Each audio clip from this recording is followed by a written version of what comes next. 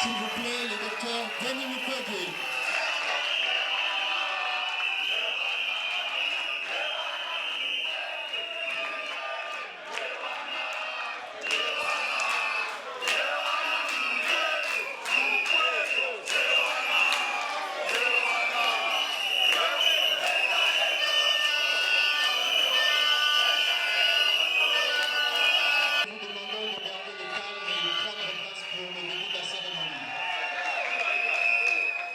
Je vous prie de bien vouloir vous lever pour l'hymne national.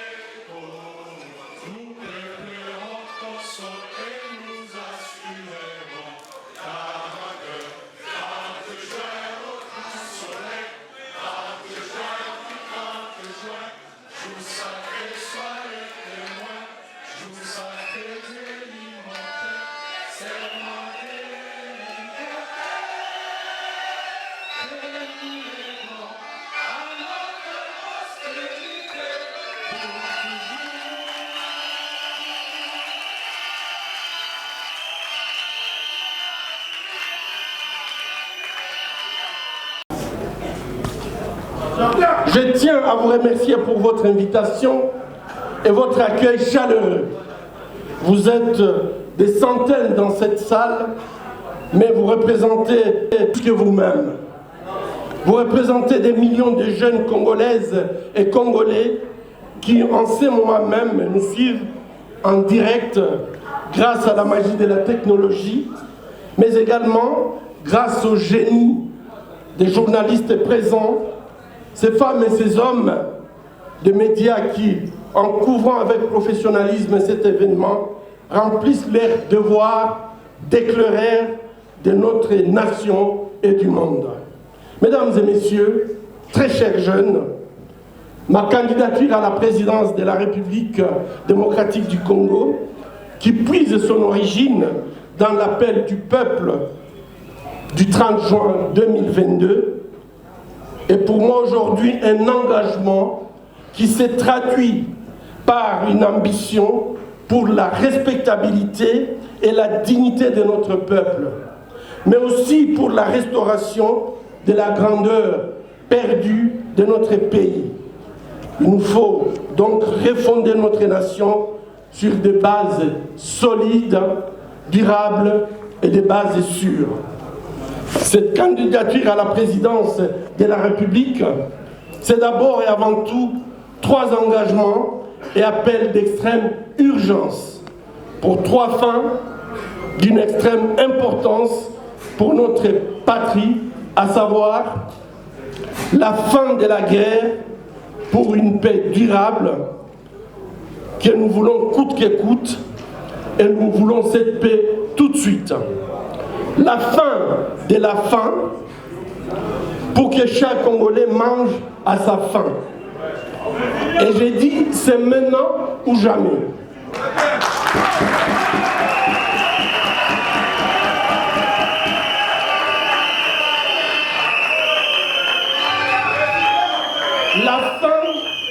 La fin des vices, la fin des antivaleurs. Et pour cela, je vous invite à une révolution institutionnelle et éthique rigoureuse. Ma candidature à la présidence de la République, c'est aussi et particulièrement avec priorité pour les jeunes et les femmes. Voilà pourquoi j'ai dit, premièrement, les femmes congolaises doivent être dignes. Nous devons restaurer leur dignité. Ces femmes doivent reprendre le leadership. Et la parité homme-femme prônée par notre Constitution doit être sur tout et pour tout. Et le moment est venu. Deuxièmement, jeunes de notre patrie, votre avenir, c'est aujourd'hui. Demain, c'est trop tard. L'obité, les lots.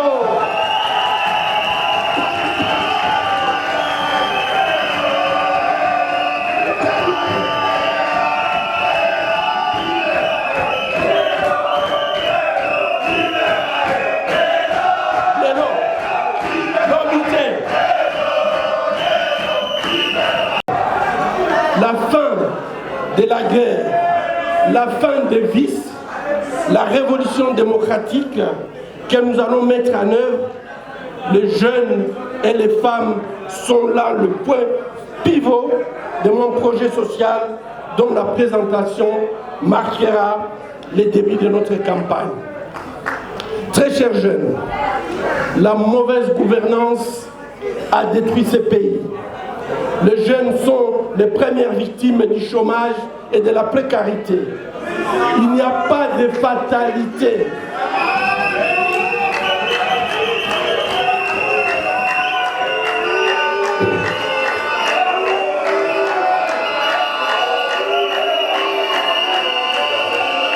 Mais si vous le voulez, vous pouvez relever ce pays et le changer pour mieux. Le chômage et la précarité, ce n'est pas une fatalité pour la jeunesse congolaise. Vous êtes le segment démographique le plus important de la population congolaise. Les statistiques les plus raisonnables notent que le moins de 35 ans représente, tenez bien, 80% de la population totale de notre pays. Donc, en d'autres termes, ce que la jeunesse décide doit se faire dans ce pays, puisque vous représentez la majorité de notre peuple. Et il n'est pas...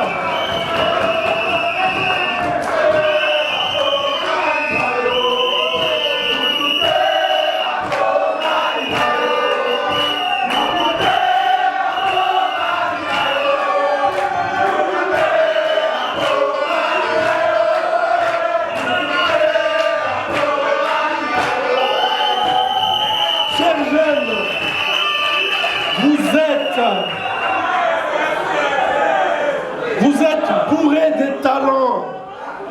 Vous avez avec vous des compétences et de la vigueur.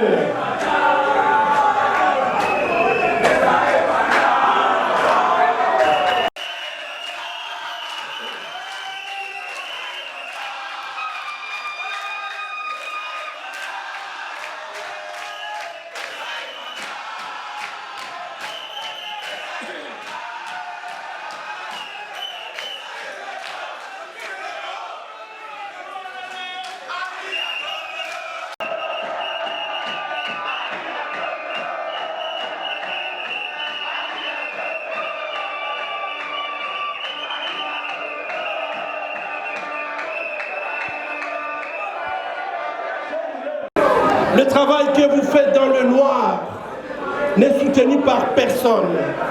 Le travail que vous faites, qui devrait vous valoriser,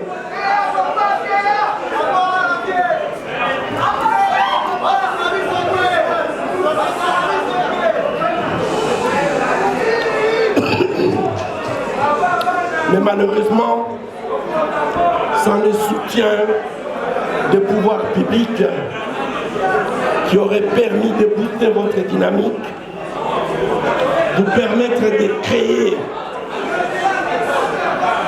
les emplois, résoudre la question épineuse du chômage et vous donner la place que vous méritez dans la société. Une part importante de notre jeunesse a parfois la désespérante impression que le régime ne conçoit sa participation à la vie de notre société que dans son instrumentalisation à des fins politiques qui sont souvent base des conflits. La grogne de cette majorité silencieuse enfle comme un volcan bouillonnant et ne peut éternellement être contenue dans l'apathie collective et la démission des dirigeants. Le ras-le-bol général appelle à des réponses urgentes, novatrices et participatives. Les jeunes Congolais que vous êtes ici présents, vous voulez vivre en paix. C'est votre priorité, car la paix est le plus précieux des trésors d'un pays. Les jeunes Congolais veulent saisir des opportunités de leur développement, de leur autonomisation, de leur progrès et du progrès de la nation. Les jeunes Congolais veulent vivre dans une société pétrie des valeurs qui édifient et élèvent la nation. Et élever notre nation, c'est possible. Ne vous ai-je pas dit que je promets une révolution qui rompt avec les pratiques politiques de notre pays? C'est une approche transformative que je vous propose. Car comment comprendre la cécité qui consiste à ne pas voir que les jeunes de moins de 26 ans constituent 68% de la population totale de notre pays. Et ceux de moins de 35 ans, je l'ai dit, 80%. Et que l'avenir immédiat de la République démocratique du Congo repose sur les épaules de cette jeunesse. Jeunesse congolaise, le Congo est à vous. Le Congo vous appartient.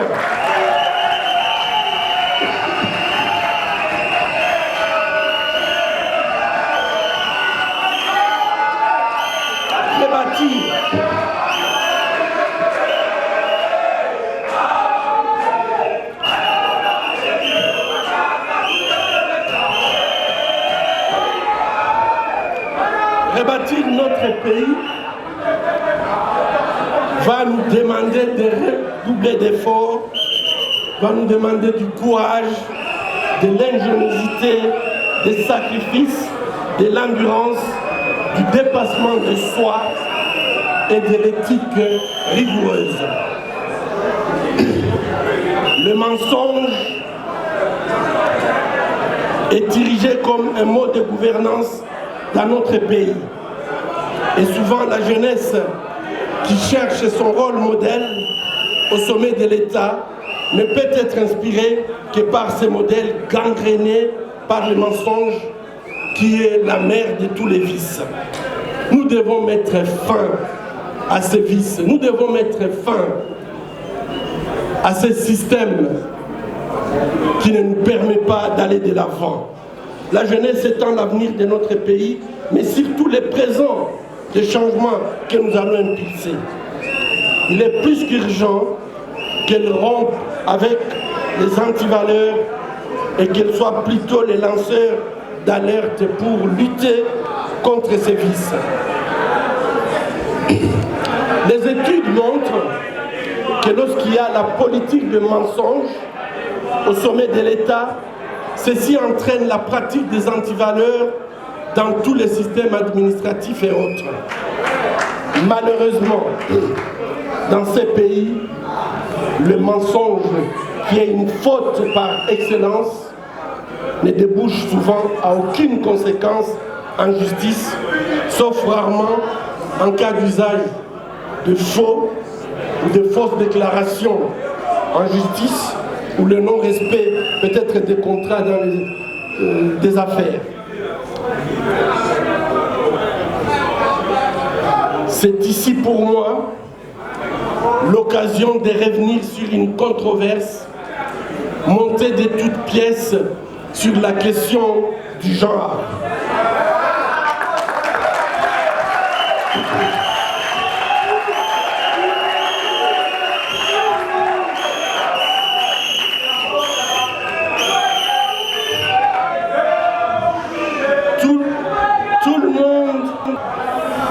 Tout le monde connaît mon combat pour les droits de la femme. Et c'est pour moi le combat essentiel dans notre société où la femme est souvent reléguée à la dernière place dans l'attribution des responsabilités dans la gestion de la société. À formation égale et à responsabilité égale, hommes et femmes doivent prétendre au même traitement et à une égalité salariale et une considération similaire. C'est ça notre entendement du genre. Il n'est donc nullement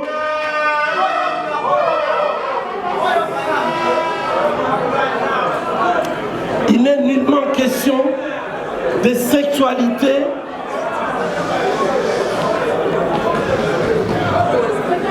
Il est donc nullement question de sexualité comme l'ont prétendu certains esprits qui ne manquent pas d'occasion pour mentir.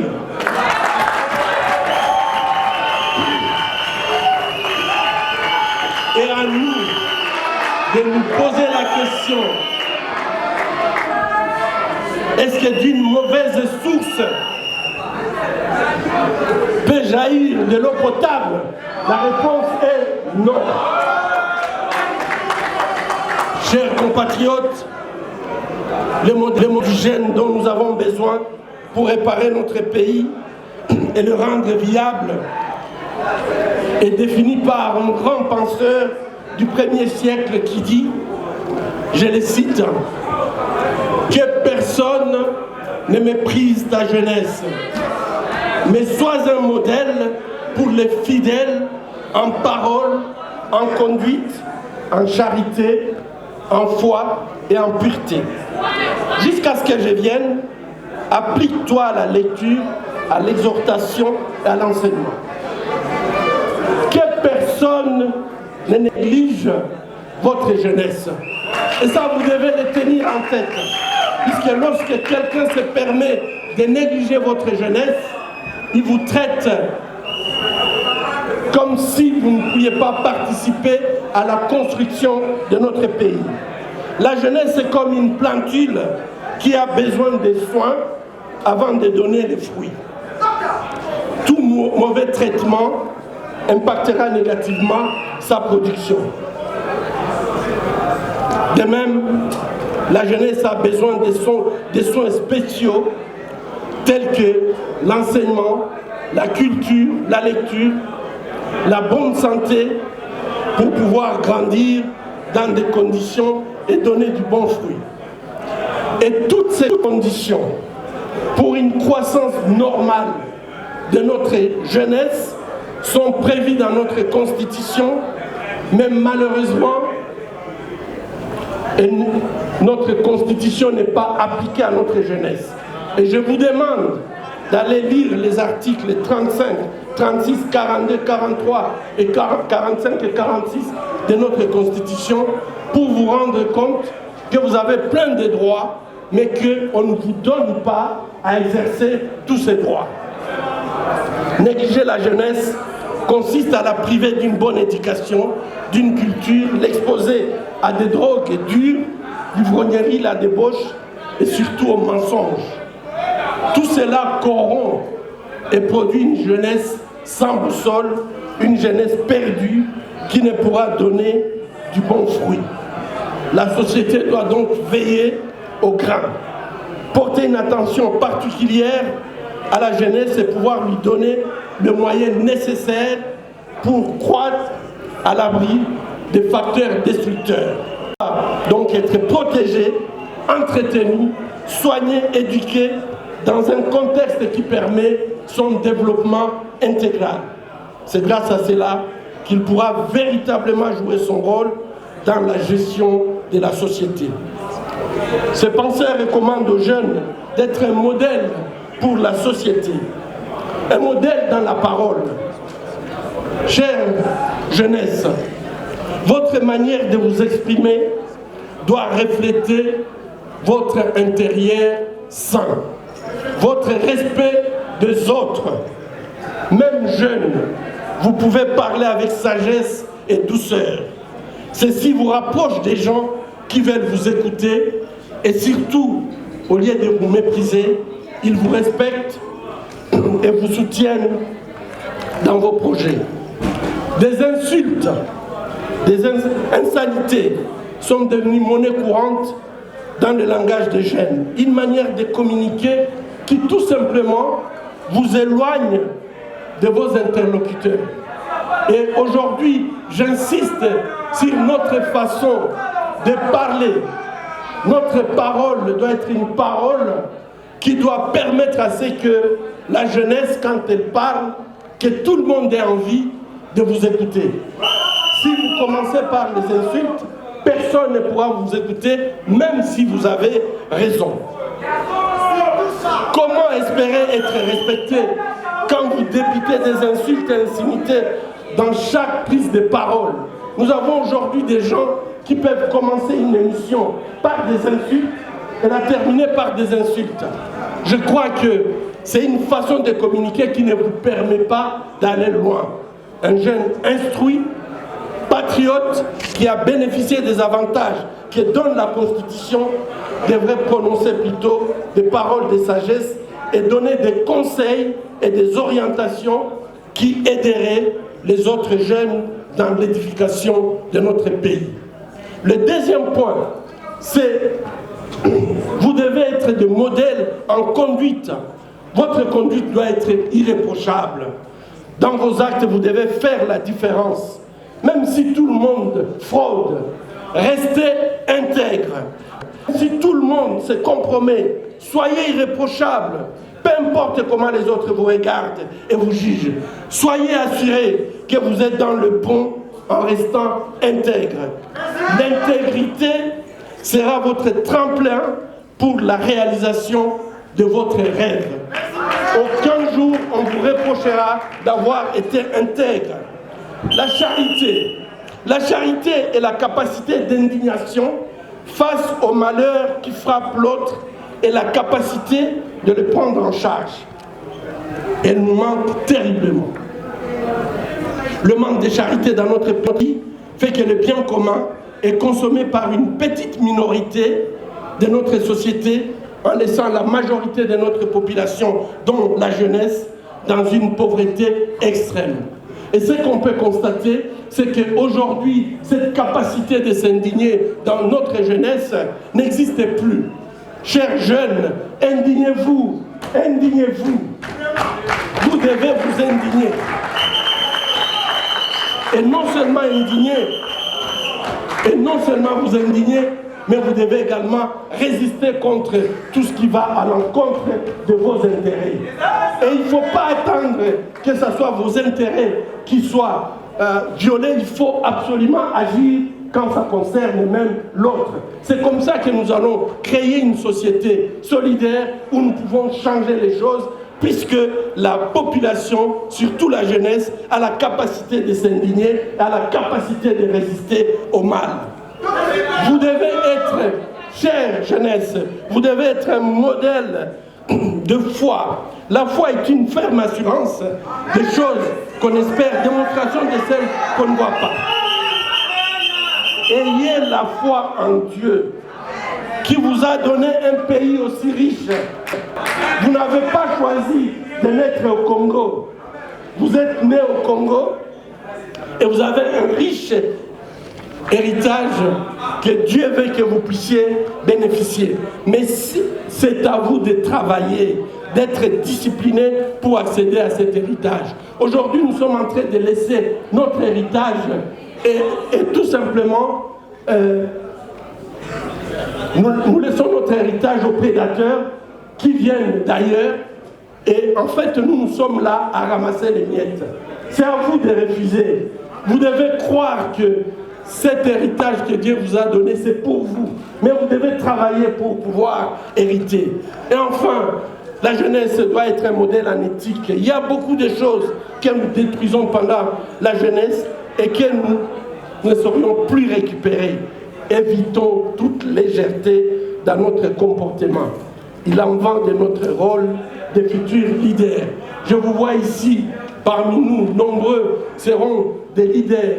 Et je crois que comme des futurs leaders, évitez de marcher dans la légèreté.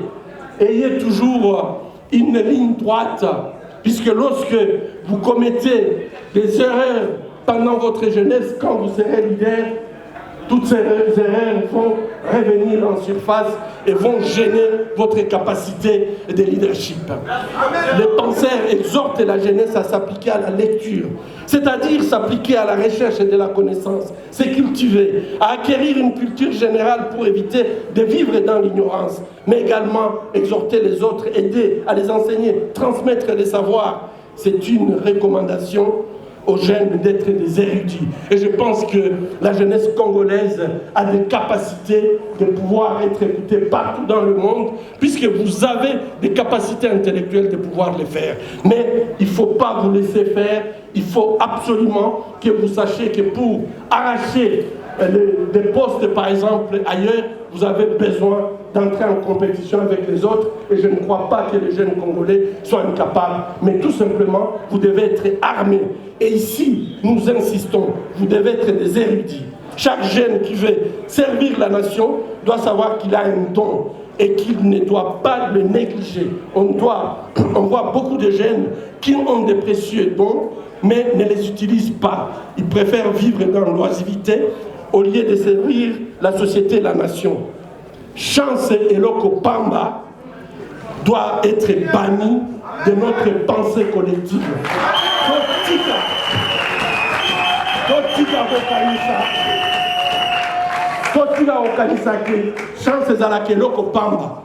Il faut travailler pour gagner sa vie. Il faut se battre. Il faut être compétitif. Faut quand on a 500 personnes, là, peut-être chance encore. Mais nous tous, pour vivre, nous avons besoin de travailler et d'être disciplinés. Chance et l'autre de la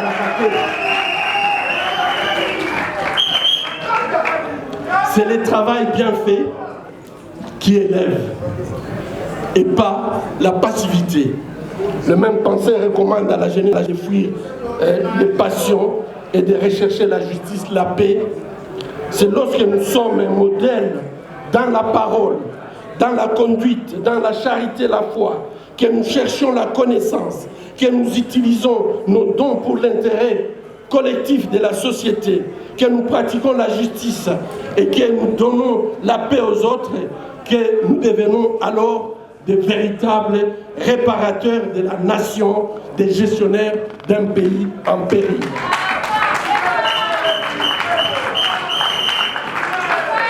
Chers compatriotes, chers jeunes, je viens de vous présenter brièvement toutes les qualités que vous avez pour changer votre destin, pour changer notre destin, pour changer les destins de notre pays. Mais nous devons faire très attention, chers compatriotes, chers jeunes. Les engagements que je prends et les appels que je lance ne sont possibles que si nous avons un processus électoral crédible et transparent. Je vous demande donc et vous exhorte, soyez les co-auteurs de la crédibilité de ces élections que nous allons avoir le 20 décembre. Chers jeunes, je vous demande et vous exhorte, soyez des vaillants témoins de la transparence de ces processus électoraux, étape par étape, du bureau de vote à la proclamation des résultats définitifs. Vous devez participer, ne soyez pas spectateurs, puisque c'est de votre avenir qu'on parle. Chers jeunes, je vous demande et vous exhorte Soyez les observateurs attentifs du déroulement de ces processus électoraux de bout en bout. Soyons donc tous vigilants. Notre destin commun en dépend. Chers jeunes, ces élections sont capitales pour notre avenir à tous, mais elles le sont particulièrement pour vous les jeunes. Toute fraude électorale, tout trafic ou manipulation des résultats doit être considéré comme un crime contre la volonté de notre peuple, un détournement inacceptable de notre destin collectif. Très chers jeunes, sensibilisez d'autres jeunes à ne pas commettre l'erreur de s'abstenir d'aller voter. Sensibilisez d'autres jeunes à ne pas céder à la manipulation. Votre conscience n'est pas à vendre. Vous n'êtes pas tendu à l'aumône des politiciens. Vous n'êtes pas une soif de bière. Vous n'êtes pas une soif de bière à s'ouvrir lors de la campagne électorale. Vous êtes une conscience civique à nourrir par des idées et des projets concrets de redressement et de développement de notre patrie. Chers jeunes, vous êtes une soif patriotique à s'ouvrir par la fin de la guerre, la fin de la faim et la fin des vices.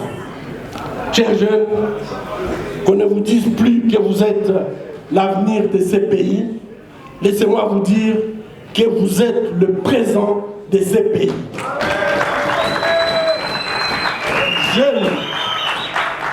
Jeunes du Congo, disons ensemble, l'obité, l'élo, l'obité, l'obité, l'obité.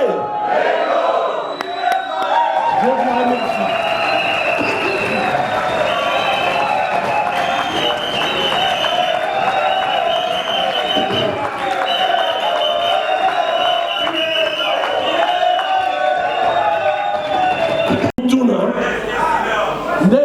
Docteur Mukwege nde abandi na discours. Naza na surprise pour na bino. Est-ce que bolingi boye bango? Oui. Bolingi boye bango? En effet, na kozalanga à mon côté. Boyoki ke programme eza mulayi. S'il vous plaît, s'il vous plaît, s'il vous plaît. Toyoka docteur, s'il vous plaît. Oh, Toseb Sabino.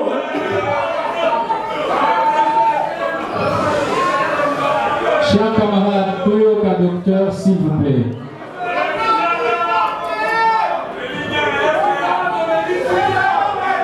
Donc, ngala kanisi na kozalanga à mon côté. Tokozala biso nyonso na programme onazoloba. C'est pour ça que pour conduire ces projets de refondation de notre pays, on a besoin de chacun de nous ici présents. De nombreuses et de nombreux compatriotes se sont joints à nous et nous voulons les remercier sincèrement. Ils porteront notre campagne électorale à bras le corps. Avec eux, concrétisons nos idées pour ce grand pays. Le moment donc est venu, ils vous seront présentés. Mais déjà aujourd'hui, je voudrais vous présenter celui qui sera le capitaine de notre navire de campagne. Naranisi Bokolingaye Mingi.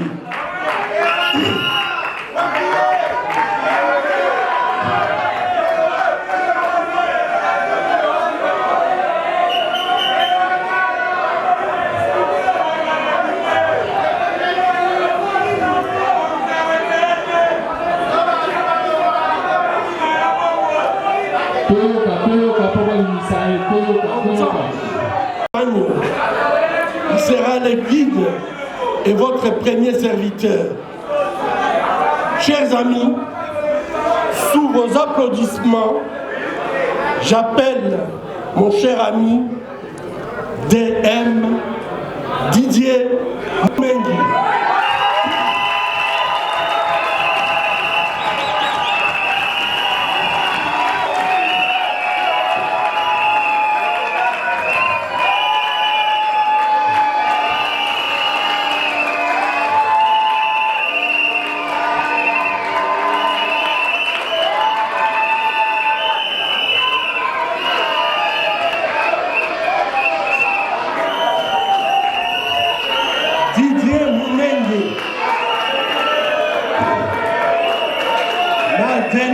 Mukwege.